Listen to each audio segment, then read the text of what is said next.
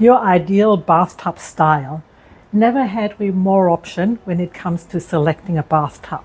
There are, for instance, the freestanding bathtubs. They are very popular. Of course they are, because they simply look stunning. When you choose a freestanding bathtub, just make sure that you keep a gap towards the wall between 100 and 200 millimeters, as well as on either side. This makes the bathtub look really nice in the space.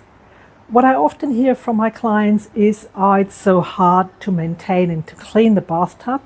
But I don't agree to that, because you can vacuum clean around your bathtub and you can also mop, keeping your bathroom clean. An inbuilt bathtub might not be as trendy as a freestanding one, but there's so much going for them.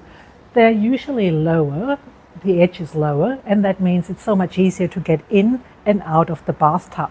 Just consider, for instance, lifting a toddler inside the bathtub, then the inbuilt bathtub is what you wish to have.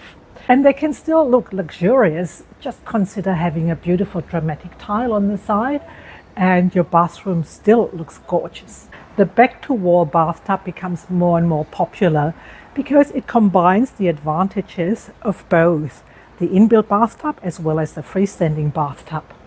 And it comes, as in this example, back to wall, but it also can come to back to corner, where you have the rectangular edge in a corner.